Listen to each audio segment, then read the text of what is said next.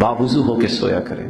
رسول اللہ صلی اللہ علیہ وسلم کا فرمان ہے، جو شخص باوضو ہو کے سوتا ہے، ذکر کر کے سوتا ہے، اللہ رب العزت کی طرف سے ایک فرشتہ اس کے بستر میں رات گزارتا ہے، نگرانی بھی کرتا ہے اور ساری رات دعائیں کرتا ہے، اللہم اغفر لعبدک فإنہ بات طاہرا، اے اس کے پالنے والے، اس کی نگرانی تو ہو گئی،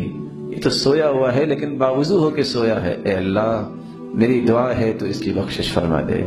فرشتہ اس کی بخشش کی دعائیں کرتا ہے۔ ذکر کر کے سویا کریں، اللہم بسمک اموت واحیا، دعائیں مزید پڑھیں، اور سبحان اللہ الحمدللہ اللہ اکبر پڑھیں، اور سورۃ الملک پڑھنا نہ بھولیے، قبر کے عذاب سے بچانے والی سورۃ ملک ہے، اور حدیث کے الفاظ ہیں قبر کے عذاب سے بھی بچائے گی، ہی المنجیہ، نجات دینے والی ہے، شفاعت لصاحبها، قیامت کو سفارش کرے، خاصمت عن صاحبها، اللہ سے ضد کرے گی،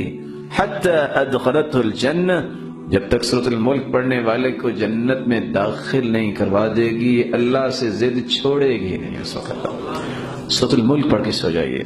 نیت کر کے سو جائیے۔ رسول اللہ صلی اللہ علیہ وسلم کا فرمان ہے، جو رات کو چارپائی کی طرف جاتا ہے، نیت کرتا ہے، سو جاتا ہے، بیدار نہیں ہو سکا حتیٰ کہ صبح ہو گئی، نیند کا غلبہ اتنا ہوا، اللہ رب العزت فرماتے ہیں میرے فرشتہ نیت تو اس نے کی نا، اس نے پڑھی ہے یا نہیں پڑھی، تہجد اس کے نام اعمال میں تہجد لکھ دی جائے، اور لوگ تو صدقہ کرتے رہے یہ سویا رہا، اس کی نیند کو بھی اس کے نام اعمال میں بطور صدقہ لکھ دیا جائے۔